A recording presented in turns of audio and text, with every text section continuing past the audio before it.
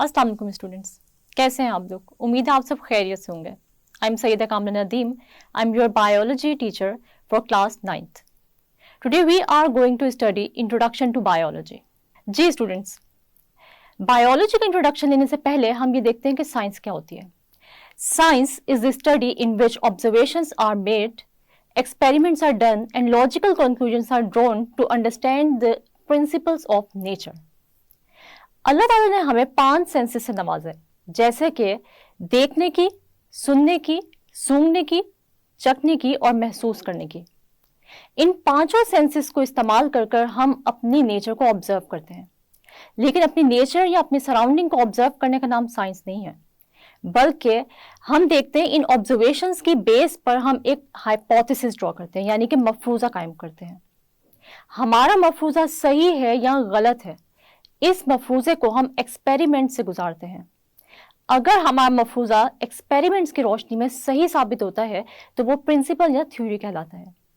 इसका मतलब ये हुआ कि साइंस एक ऐसा अमल है जो ऑब्जर्वेशन से स्टार्ट होता है और प्रिंसिपल या थ्योरी पे खत्म होता है। हम देखते हैं कि पुराने जमाने में साइंस का इल्म बहुत ही महदूद था, लेकिन जैसे जैसे टेक्नोलॉजी में एडवांसमेंट्स और इम्प्रूवमेंट्स आती गई तो हमारा साइंस का इल्म वसी होता गया। अगर हम चाहते हैं कि हम साइंस को स्टडी करें तो हमें साइंस को डिफरेंट ब्रांचेस में तकसीम करना है। जैसे कि हम देखते हैं, क्योंकि साइंस का इल्म बहुत ही वसी है, इस वजह से हमने साइंस को डिफरेंट ब्रांचेस में तकसीम किया। जैसे कि हम देखते हैं बायोलॉजी, केमिस्ट्री, फिजिक्स और मैथ्स। वो इंसान जो नंबर्स और क्वांटिटीज में इंटरेस्ट रखता है वो मैथ्स पढ़ सकता है, जिसको केमिकल रिएक्शंस, केमिकल कंपाउंड्स में इंटरेस्ट है वो केमिस्ट्री स्टडी कर सकता है, और जो अपनी नेचर या अपने बारे में, एनिमल्स के बारे में, प्लांट्स के बारे में जानना चाहते हैं वो बायोलॉजी पढ़ सकता है। इसी तरह हम देखते हैं जो मैटर और एनर्जी के रिलेशनशिप को स्टडी करना चाहता है वो फिजिक्स की तरफ जाता है। अब हम देखते हैं कि बायोलॉजी क्या होती है। हम देखते हैं कि बायोलॉजी 2 ग्रीक वर्ड से मिलकर बनी है, यानी biology is originated from 2 Greek words, यानी कि bios and logos. Bios means life and logos means to thought और रीजनिंग। इसका मतलब ये हुआ कि हम बायोलॉजी को डिफाइन कर सकते हैं कुछ ऐसे: biology is the scientific study of life, यानी बायोलॉजी एक ऐसी स्टडी है जिसके अंदर हम जानदारों के बारे में स्टडी करेंगे, यानी जैसे हम देखते हैं कि प्लांट्स, एनिमल्स और माइक्रो ऑर्गेनिजम्स, इन सब जानदारों के बारे में हम इनकी मॉर्फोलॉजी, एनाटॉमी, फिजियोलॉजी, टेक्सोनॉमी, यानी ये किस तरीके से हम इनको डिवाइड करेंगे, ये देखने में कैसे हैं, इनका इंटरनल स्ट्रक्चर कैसा है, किन सेल्स से या टिश्यूज से मिलकर बने हुए हैं, ये सारा कुछ हम स्टडी करेंगे किसके अंदर? बायोलॉजी में। हमारे लिए बायोलॉजी पढ़ना क्यों इंपॉर्टेंट है, यानी हमारी लाइफ में बायोलॉजी की इंपॉर्टेंस क्या है, बायोलॉजी पढ़ के हम लोग क्या क्या सीख सकते हैं। तो सबसे पहली इंपॉर्टेंट बात यह है कि अगर आप अपनी लाइफ के बारे में जानना चाहते हैं कि आप लोग की लाइफ कहाँ से स्टार्ट हुई, यानी ओरिजिन ऑफ लाइफ क्या है, तो उसके लिए भी आपको बायोलॉजी को स्टडी करना पड़ेगा। इसी तरह अगर हम लोग ये देखना चाहते हैं कि हमारी पॉपुलेशन या एनिमल्स या प्लांट्स की एवोल्यूशन कैसे हुई, यानी किस किस स्टेज से गुजर के, किन किन चेंजेस से गुजर के आज जो ह्यूमन बींग्स हैं, एनिमल्स हैं और प्लांट्स और माइक्रो ऑर्गेनिजम्स हैं, तो वो किस तरीके से बने हैं, एवोल्यूशन का क्या अमल है, तो वो उसके लिए भी हमें बायोलॉजी को स्टडी करना पड़ेगा। इसी तरह हम देखते हैं कि हमारी बॉडी किस तरीके से काम करती है, हमारे अंदर कौन कौन से सिस्टम्स वर्क कर रहे हैं, जैसे कि डाइजेस्टिव सिस्टम है, रेस्पिरेटरी सिस्टम है, रिप्रोडक्टिव सिस्टम है, नर्वस सिस्टम है, ये कैसे काम करते हैं, इसके लिए भी हमें स्टडी करना पड़ेगा बायोलॉजी को। और अगर आप ये जानना चाहते हैं कि कौन से माइक्रो ऑर्गेनिजम्स हमारे इर्द गिर्द हैं और वो माइक्रो ऑर्गेनिजम्स हमें किस तरीके से फायदा दे रहे हैं या कौन कौन सी डिजीजेस कॉज कर रहे हैं, तो इसके लिए भी आपको पढ़ना पड़ेगी बायोलॉजी। इसी तरह हम ये भी देखते हैं कि एक प्लांट का एक एनिमल के साथ या एक एनिमल का ह्यूमन बीइंग के साथ, हमारा अपनी एनवायरनमेंट के साथ या एनवायरनमेंट का हमारे ऊपर क्या इम्पैक्ट है, यानी हम सब एक ऑर्गेनिज्म का दूसरे ऑर्गेनिज्म के साथ क्या रिलेशनशिप है, तो उसके लिए भी हमें पढ़ना पड़ेगी बायोलॉजी। इसका मतलब ये हुआ स्टूडेंट्स कि बायोलॉजी इंतहाई इंटरेस्टिंग सब्जेक्ट है। आप लोग अगर अपनी लाइफ के बारे में, नेचर के बारे में, सराउंडिंग के बारे में, प्लांट्स के बारे में, एनिमल्स के बारे में और सबसे बढ़ के ये कि अपने बारे में जानना चाहते हैं, तो फिर आपको पढ़नी पड़ेगी बायोलॉजी। अब हम देख लेते हैं, क्योंकि बायोलॉजी में भी जैसे मैंने आपको बताया कि बहुत ही ज़्यादा नॉलेज है, तो इसके लिए हम लोग बायोलॉजी को थोड़ा आसान कर देते हैं और बायोलॉजी को हम डिवाइड करते हैं 3 मेजर डिवीजन्स में, जैसे कि जोलॉजी, बॉटनी और माइक्रोबायोलॉजी। ये 3 मेजर डिवीजन्स हैं जिसमें हम बायोलॉजी को डिवाइड कर रहे हैं। सबसे पहले हम लोग देख लेते हैं कि हम जोलॉजी में क्या स्टडी करते हैं।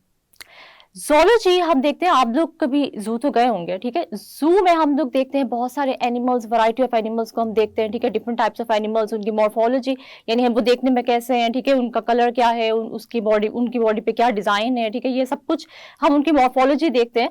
लेकिन अगर आप उनकी डिटेल में स्टडी करना चाहते हैं तो आपको ज़ूलॉजी पढ़नी पड़ेगी।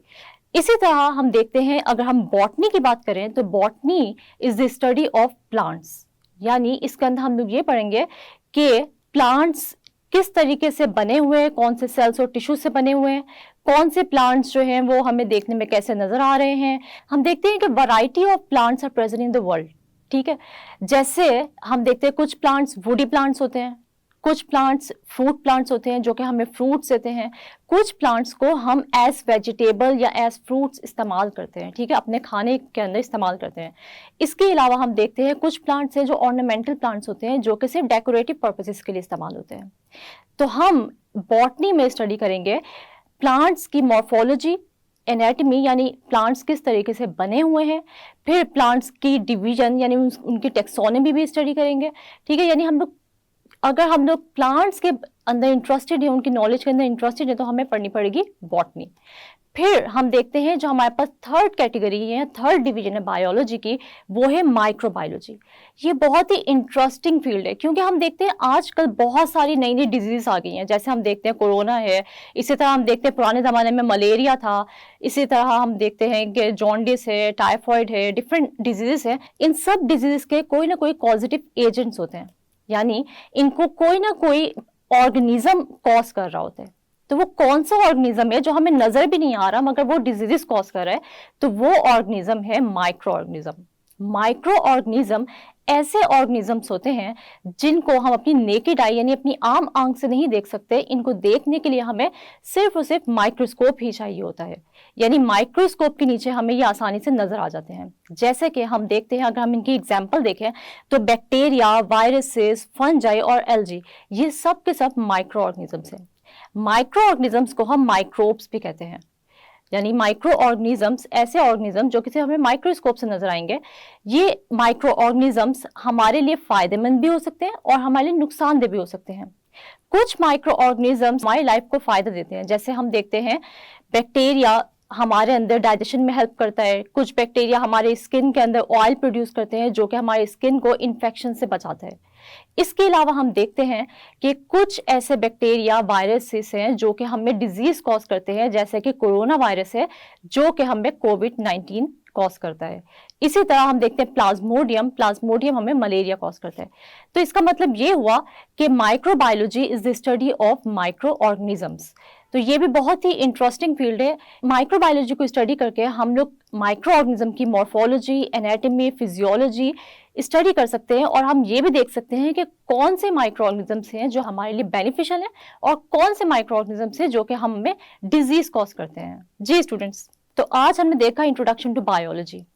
उम्मीद है कि आपको आज का लेक्चर अच्छे से समझ आ गया होगा, लेकिन आप लोगों को आज का लेक्चर समझ आया है या नहीं, उसके लिए मैंने रखा है आप लोगों के लिए एक क्विज।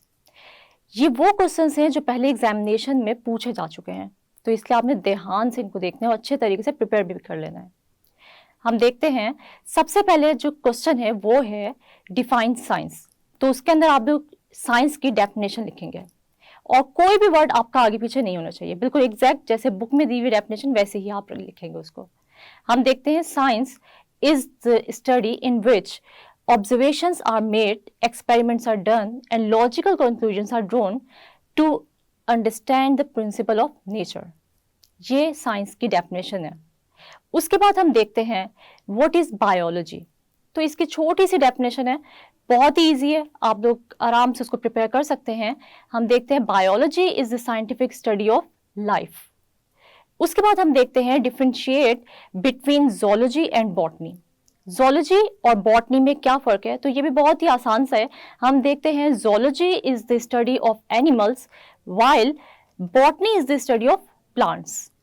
उसके बाद हम देखते हैं डिफाइन माइक्रोबायोलॉजी। ये भी बहुत ही इजी सी इसकी डेफिनेशन है, ये भी आप याद कर लें। जैसे हम देखते हैं microbiology is the study of micro organisms और माइक्रोब्स, और इसके साथ भी इसके एग्जाम्पल्स भी जरूर लिखिएगा। जैसे हम देखते हैं viruses, bacteria, algae and fungi. उसके बाद एक अलग भी सवाल आता है, जैसे हम देखते हैं गिव एग्जांपल्स ऑफ माइक्रोब्स यानी माइक्रो ऑर्गेनिजम्स। तो उसके अंदर आप लोग लिखेंगे viruses, bacteria, algae and fungi are microbes. जी स्टूडेंट्स, तो ये क्विज आप लोग ने अच्छे तरीके से प्रिपेयर कर लेना है। अगले लेक्चर में हम लोग जाएंगे ब्रांचेस ऑफ बायोलॉजी की तरफ। तब तक अपना बहुत सारा ख्याल रखिएगा। ओके, अल्लाह हाफिज।